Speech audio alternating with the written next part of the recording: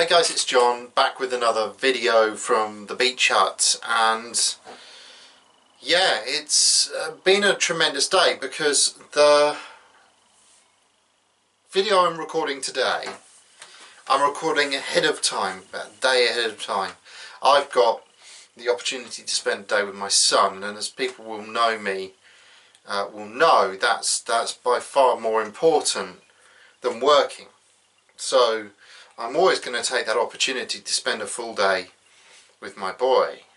However, I wanted to have a quick chat to you guys about the importance of an up-to-date local plan, or more importantly, what happens when a council fails to have an up-to-date local plan.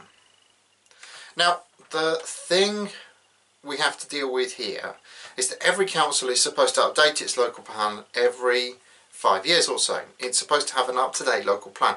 Now, the up-to-date date is given in the MPPF. It's 2006. If a planning authority fails to have an up-to-date local plan that's adopted after that date, so it was adopted before that date, then it is down to the government to determine how relevant that plan still is. Now, what do we mean by that? Well, the idea behind relevance is all about how compatible it is with the NPPF. Every plan has to be compatible with the NPPF. Now, to be compatible means it has to deal with anything new that's in the NPPF. So if it has a policy that says we hate this particular form of development, and the NPPF has turned around and say, well, actually, this isn't so bad, it's no longer compatible, or at least that component is no longer compatible.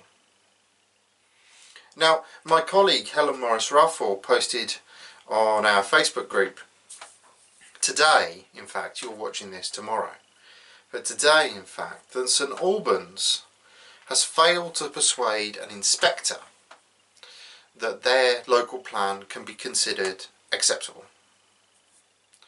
Now, the reason why this is bad is because their local plan is dated from 1998. It is nearly 22 years old.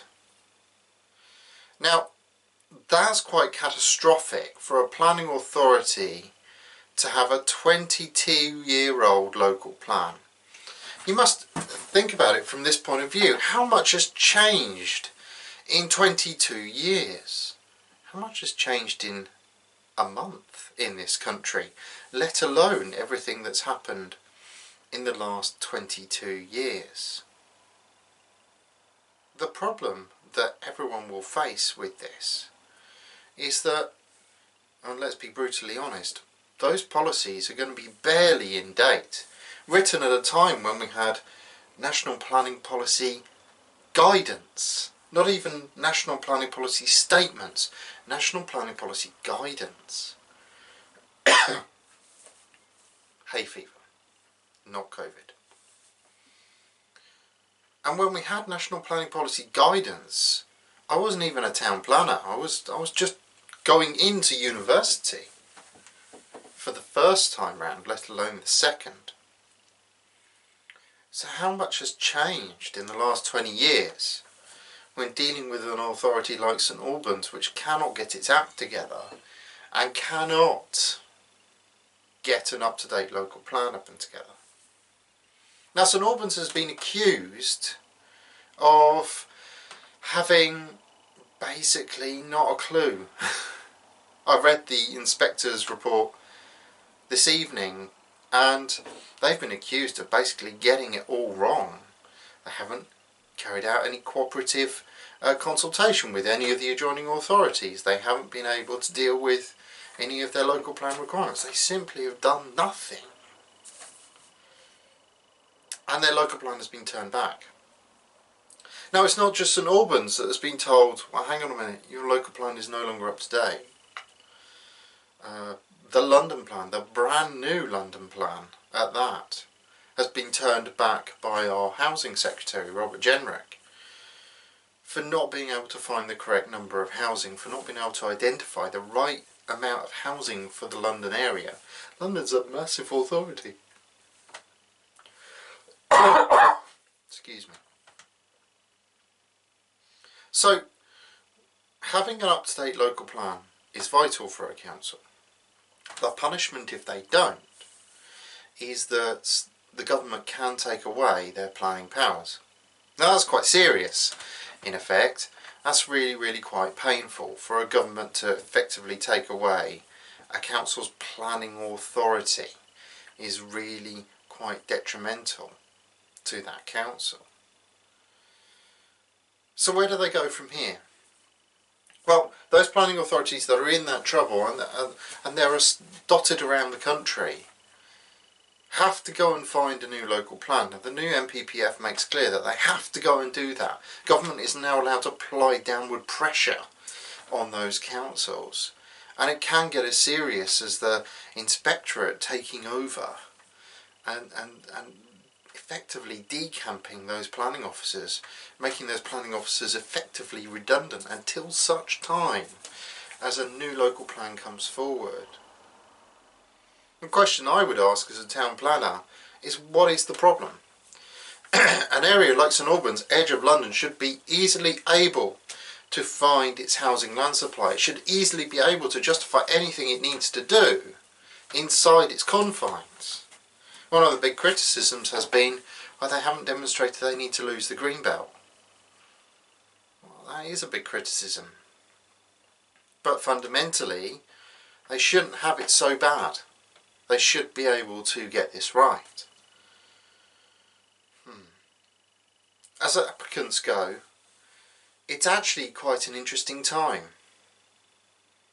From a planning compliance point of view, you're effectively designing buildings that were approved back in the 1990s.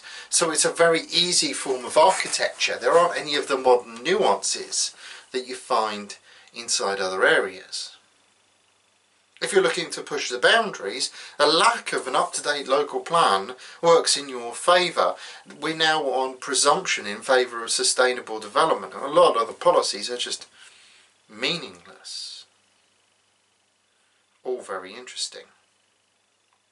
Now it's important for us as developers to look at these authorities and ask what is going on, and ask those questions why. But it's also important for us to get in on the ground. If I was a developer in that part of Hertfordshire, I would be absolutely going to that planning authority and saying, what do you need? Do you need housing? Let us help you find it. Do you need employment land? Let us help you find it. What do you need to get this past the inspectorate? It's the same for the adjoining authority of Three Rivers. If you want to know where Three Rivers is, it's Rickmansworth. And that area, they have failed to find housing delivery. They're on an appallingly low threshold at the moment, something in the region of 40%. How does a near London authority get that bad? And the reason is because they are anti-development, it appears. They actually do refuse everything. Nothing really gets past them. The problem is when you have an authority like that, when the personality of the authority is like that, then you never really win. You never get a satisfactory answer to the question. Just some thoughts for what will be a Wednesday when this one goes live on YouTube. I hope you have a fantastic day.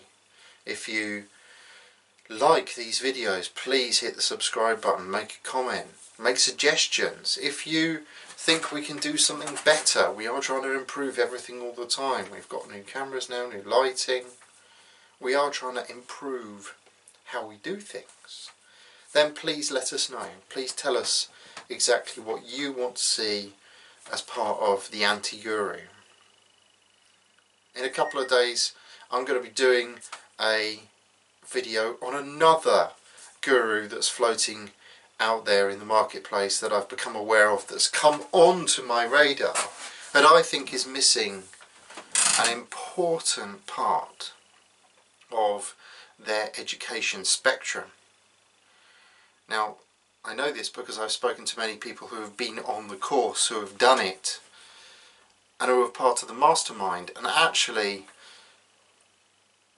the concern that I have there is part of the education is lost, and what do we do about it? That's coming up for the next one. Stay tuned for that. Enjoy the rest of your day. This has been an anti-guru, bit of a rant about local plans. Have a great one. See you later.